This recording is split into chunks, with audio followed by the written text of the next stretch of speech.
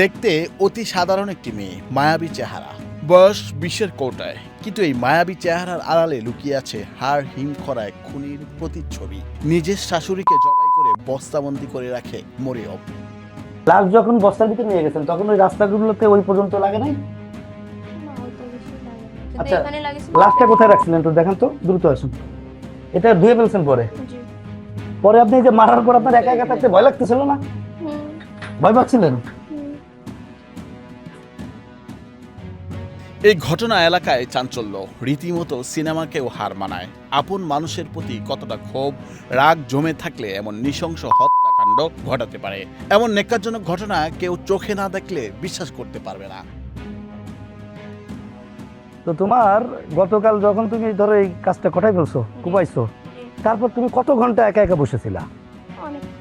অনেকক্ষণ। ভয় পাচ্ছিলে না? ভয় পাচ্ছিলা? কষ্ট লাগছে তোমার? 20 বছর বয়সী মরিয়ম বেগম, শহীদুল ইসলাম আর মরিয়মের বিয়ে হয়েছিল বেশ কবছর আগেই। কিন্তু স্ত্রী মরিয়মের সাথে শাশুড়ির বনিবনা হতো না, প্রায় তাদের ঝগড়া লেগেই থাকতো।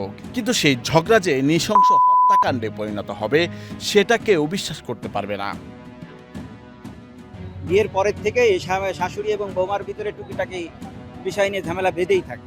আমরা বুঝাই চেষ্টা করি যে তোমার বাপ মানে এই শাশুড়ি, এই তোমার মা মনে করি তার খেদমত করে, কিন্তু ও খুবই উগ্র। ওর শাশুড়ি যদি ওর একটা কথা বলে তো 10টা শুনে যায় শাশুড়ি। পারিবারিক কলহের জেরে যশোরের শাশুড়িকে নৃশংসভাবে জবাই করে হত্যা করেছে পুত্রবধূ মরিয়ম বেগম। যশোর শহরের বেজপাড়া এলাকায় এই হত্যাকাণ্ডের ঘটনা ঘটে। নিহত সকিনা বেগম ওই এলাকার বাসিন্দা লালচাঁদ খলিফার স্ত্রী। রাত 12:30 ঘটিকার দিকে যশোরের বেজপাড়ায় ষাটোর্ধ্ব একজন ভদ্রমহিলা নৃশংসভাবে খুনের শিকার হয়, এরকম একটি তথ্য আসে। স্ত্রী মরিয়ম বেগম চাইতেন তার সংসারে কেউ না আসুক, কেউ নাক না গলাক, বোন কিংবা আত্মীয় স্বজন বাড়িতে আসুক, এটা চাইতেন না। আমাদের কারোরই দেখতে পারে না। ও শুধু একা খাবে, একা থাকবে। আমরা তো কেউ আসি না, শুধু হচ্ছে ওর আমার ভাই আর আমার মা, এই ছাড়া কিছু নেই। ওর কোনো তার অভাব নেই, তারপরেও ও আমার মারে দেখতে পারে না। 21 এপ্রিল মঙ্গলবার নিহত সকিনার ছেলে শহীদুল ইসলামকে তার স্ত্রী মরিয়ম বলেন বাইরে খেয়ে নিতে, বাসায় রান্না হয়নি। এ সময় মায়ের খোঁজ করলে মরিয়ম জানান তিনি বাইরে তালিমে গেছেন। বারবার এই জিজ্ঞাসাবাদের এক পর্যায়ে সে, যেহেতু পেশাদার সে খুনি না, সে তখন স্বীকার করে ফেলে যে তার স্বামী অর্থাৎ ওই যে মারা গেছেন ওনার ছেলে শহীদুল, সে বাইরে যাওয়ার পরে তার শাশুড়ি এবং এই ভদ্রমহিলা যে মরিয়ম অভিযুক্ত, তাদের মধ্যে কথা কাটাকাটি হয়, ঝগড়া হয়।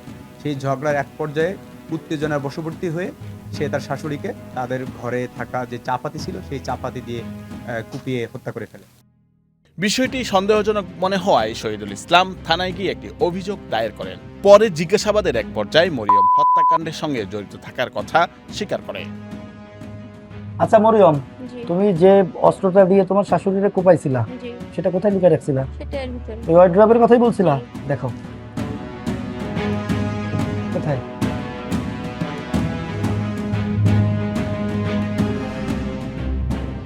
পরে অভিযুক্তদের দেয়া তথ্য অনুযায়ী তার ঘর থেকে হত্যায় ব্যবহৃত চাপাতি উদ্ধার করা হয়।